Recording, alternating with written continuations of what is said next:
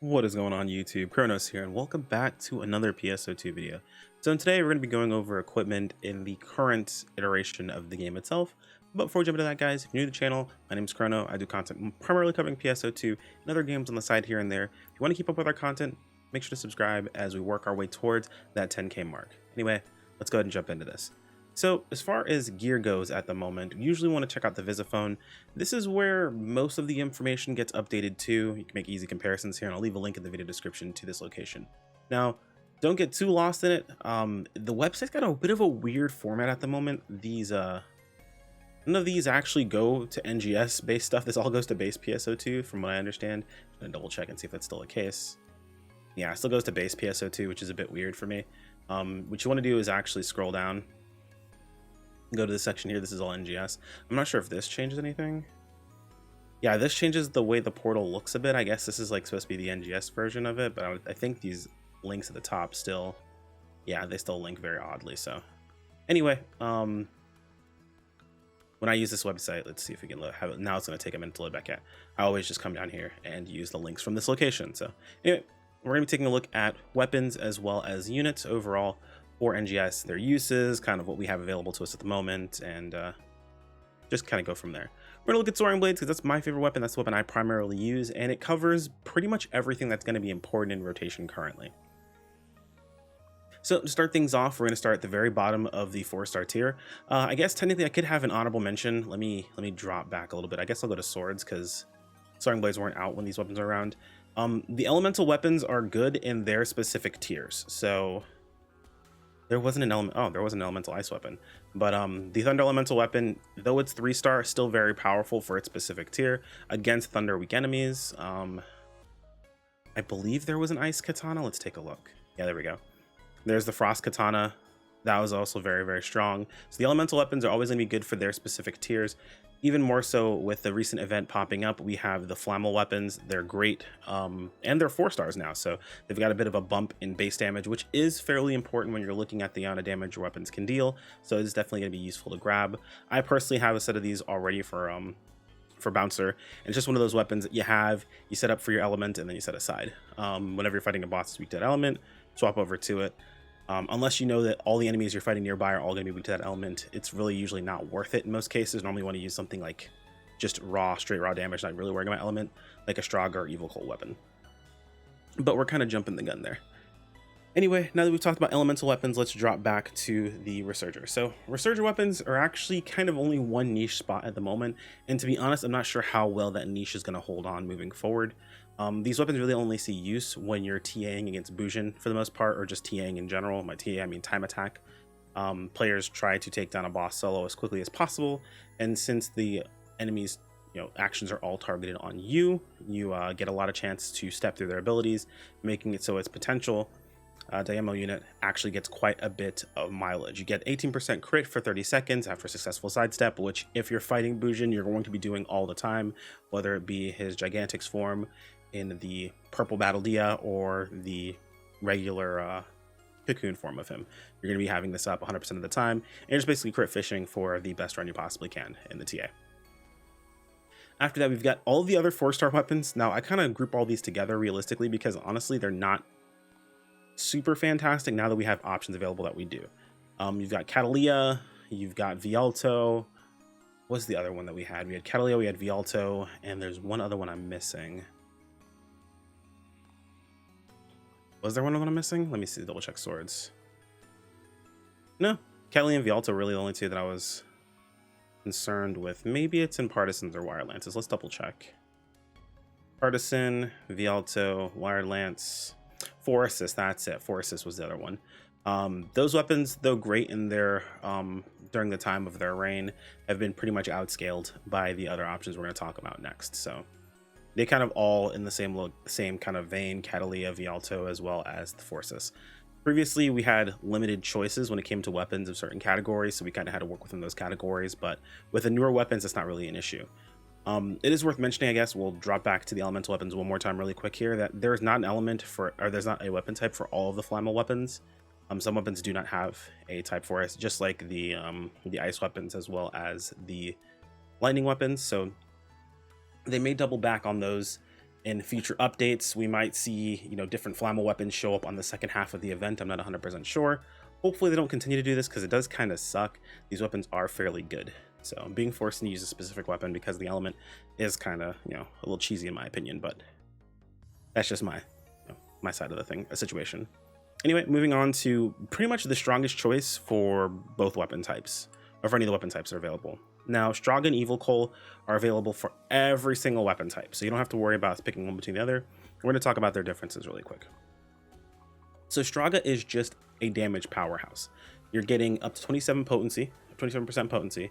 The trade-off is you also have an 8% damage resistance fall off, meaning you lose 8% of your damage resistance for that 27% potency. It also has the highest base damage of all the weapons available to us. Not by a whole lot over Evil Coal, but it's worth mentioning that it's more. It's one, but that's still more. And as our stats are so low at the moment, every individual point is actually worth a lot more. As we get more of a stat, it's going to probably have fall off like previous PSO2, like base PSO2, the same way that it had fall off on its weapons. As we get stronger, it's not going to mean as much, but at these lower values, every single point does actually matter. So it's just your damage powerhouse choice. The other option is the Evil Coal Blade. Now you do lose 1% potency. However, what you gain is Photon Blast Charge when attacking is increased by 20%. Realistically, you're gaining two things. One, you're gaining back your damage resistance you lost with Straga. And two, you're also gaining that Photon Blast Gauge Charge. Now, this is only important, and some people will have different opinions on this one. This is only important in two situations.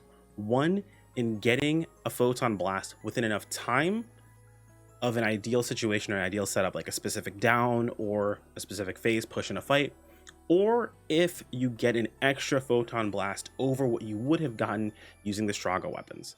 Now, at the moment, we don't build Photon Blast fast enough to even hit the cooldown on Photon Blast, so it's not really an issue. But if you're not gaining an extra Photon Blast over the course of the fight, or if the Photon Blast is used in the exact same spot regardless, then Evil Coal did not net you any extra damage. That 20% did not net you any extra benefit whatsoever. You just lost base damage. Not by a lot, but it is loss of base damage. However, the opposite side is if you get an extra Photon Blast, if you get a Photon Blast within the exact right spot, it ends up being very, very beneficial. So it's up to you what you go for. Either just flat up raw damage all the way through the board with, dealing with the damage resistance fall off, or go Evil Coal Blade. And honestly, go a little bit of the safer choice. It's kind of a gamble in two different directions. It just depends on what you decide to go for. Anyway, we've talked about weapons in Infinitum. Let's move on to units. So units aren't too difficult. You really only have one of two setups, in my opinion, when it comes to units. Now, there's tons of different types of units you can use as you're going through levels. Realistically speaking, honorable mentions are this Via Armor and the Theseus Armor. You stack those up to combine together to then feed to your other units. These up to +20 and these up to +20 is kind of like pretty much the default path as far as upgrading, outside of using Silver Prim and Gold Prim +20s already. These do drop from Battle Dia Yellow, so if you have them to upgrade your stuff, this is very useful, but if not, you're basically just combining all your 2-star and 3-star armors together while selling your 1-stars, getting rid of them. Now, as far as the units that you're going to be using, I will start with, I guess, honestly, let's just start with the powerhouse, Giant. Giant is a fantastic armor, but it does have its drawbacks. While you've got +10 PP, +2% or 2% all attack, which is just basically striking range and tech, in case you hadn't played base PSO2. Basically refer to all attack is if it counts for all three stats, it's all attack. So it's +2% all attack and +10 PP with -20 HP. Now, realistically, you're usually going to be augmented, so this isn't really that big of a deal. At most, it's -60 HP overall, but in my case, the way I'm augmented, it's only -5 HP, so it's actually pretty nice. And the extra PP is really, really nice as well. So it isn't too bad. It does have a decent amount of flat damage resistance on its own. And then the primo issue with this unit is its resistances. So this 50% isn't exactly right the way you would think looking at it. So -50% resistance doesn't necessarily mean that you have half a chance of being status ailment. Status ailments have a buildup. This just goes against that resistance of the buildup itself. A good rule of thumb basically is while you're equipping more Giant units, you have an easier chance of being status effect. Less attacks basically will get you status elemented. With 3 equipped, it's a guarantee whenever you get hit with status ailment, or you get hit with status attack, you get hit with that ailment. With only 2 equipped, it does take 2 of those hits to get you status ailed, which is pretty solid. Sometimes one really big hit will get you status ailment. I'm thinking more so like on the lines of Nextalio with his big explosion will catch me every once in a while. But I think it's also multi-hits. That might be the reason why. With only 1 equipped, usually it takes about 3 or 4 in succession to get you status elemented. So not too bad if you're only going for 1 Giant or 1 piece of Giant armor with your other pieces of armor. Now, what I would combine that with would be the Qualday armors. Qualday, depending upon what you're going for. Sheza, if you're doing, you know, of course, striking tech. Belta, if you're doing range tech. Or Arga, if you're doing melee ranged. If you're only doing 1 stat, it doesn't matter which one you go for. Just get the one that has the stat that you want on it and go from there. I personally go Sheza because melee tech are the 2 that I care the most about using as far as gear goes, since I primarily use bouncer. And then, you know, I have thought about messing around with Tekker here and there. But that's usually what I go for. My combination of gear actually is 2 pieces of Giant with 1 all-day Sheza. That means that if I get hit by a stray status ailment, at least I will be aware to know to keep in mind that, hey, status ailments are coming from this side, pay attention, don't get hit with another one or else you're in trouble. Really, it only takes 1 time of being frozen for you not to ever want to use Giant again. So just be careful. Or you can go triple Giant and say, look, I'm just never going to get hit. That's totally fine. If you're a TAer, it's probably what you're doing anyway. So that is completely an option. And it's pretty safe to go for this gear at the moment.